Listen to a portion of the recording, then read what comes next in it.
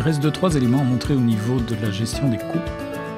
Quand vous sélectionnez le segment de coupe, on a encore ce symbole-ci qui n'a pas encore été expliqué. En fait, c'est tout simple. Vous voyez que la coupe, pour l'instant, visualise vers le haut avec son emprise qui est mise en évidence ici. En cliquant sur ce symbole, on inverse simplement le sens de coupe et on regarde vers le bas. Et alors, j'ai également ici, au niveau du segment, la possibilité de couper le segment de coupe de façon à ce que graphiquement, il ne prenne pas de place au niveau du plan et de faire cet aspect-ci. Ça, c'est une question de choix.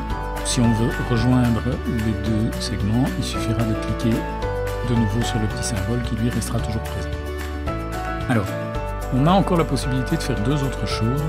On peut que réaliser des coupes scindées. Donc si par exemple je souhaitais que la partie gauche du bâtiment ici soit coupée, mais que par contre dans cette coupe je vois l'élévation ici, je peux réaliser une coupe scindée. Alors j'ai pour cela, au moment où je sélectionne la coupe, j'ai ici le fait de pouvoir scinder le segment.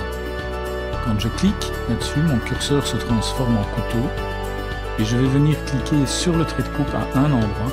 Je vais maintenir le clic gauche et déplacer un élément de la coupe. Alors on voit que je peux, si je reste à droite, déplacer vers le haut ou vers le bas le segment de coupe, et si je suis à gauche, déplacer vers le haut ou vers le bas la partie gauche de la coupe. Donc dans le cas de figure que j'ai cité tout à l'heure, je vais par exemple amener le trait de coupe ici devant, voilà, et j'ai maintenant une coupe scindée. Donc si je vais dans la coupe pour la visualiser, voilà, j'ai bien les deux murs gauche qui sont coupés, et puis par contre les murs droits, je suis en visualisation, je ne les coupe pas. Voilà. Et je peux de cette manière scinder le segment autant de fois que je veux. Donc si à partir de là je voulais par exemple revenir à l'intérieur du bâtiment, je peux très bien faire ça. Une fois que la coupe a été scindée de cette manière-là, on voit que je peux déplacer et gérer la position de ce segment de coupe simplement avec les petites poignées bleues qui apparaissent sur chaque élément. Donc je vais pouvoir de cette manière ramener par exemple ceci en une seule pièce et déplacer les segments comme je le souhaite. Alors, une dernière chose qu'on peut montrer pour les coupes. Imaginons par exemple que ce bâtiment-ci, qui est donc constitué de 4 murs coupés, je souhaite transmettre cette coupe à une entreprise qui s'occuperait par exemple des murs de façade uniquement. L'échelle à laquelle je travaillerais serait par exemple trop importante et je souhaiterais ne transmettre au niveau de cette coupe que les parties qui concernent les murs, n'étant pas intéressé par les parties centrales, ici, ici et ici. Eh bien c'est quelque chose que je peux faire. Vous voyez que on a ce fameux cadre autour de la coupe.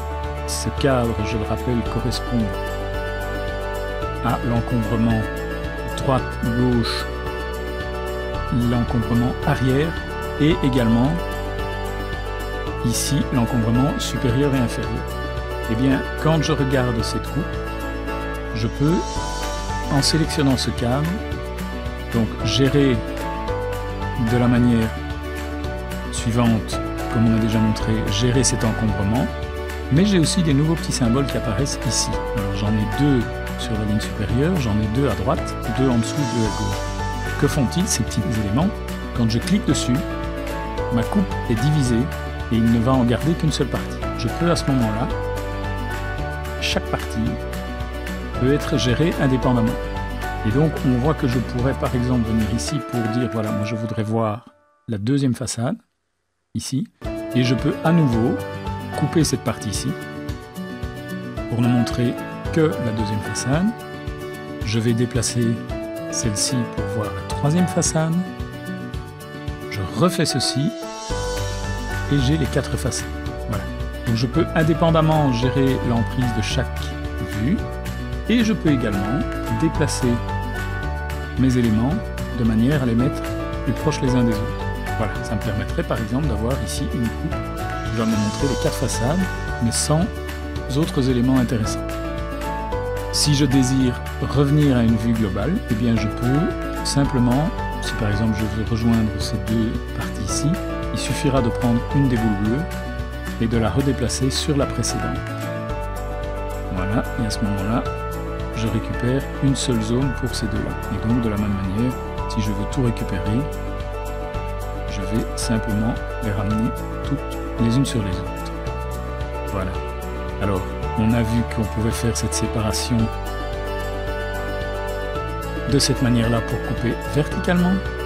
Et je peux également le faire de cette manière-ci pour couper horizontalement. C'est exactement la même chose. Donc je peux, de la même manière, établir des zones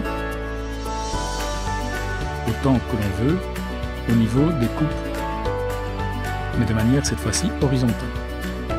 La limite est qu'on ne pourra pas le faire à la fois de manière horizontale et de manière verticale. On voit qu'une fois que je l'ai fait de manière horizontale comme ça, j'ai accès au contrôle ici pour recouper horizontalement.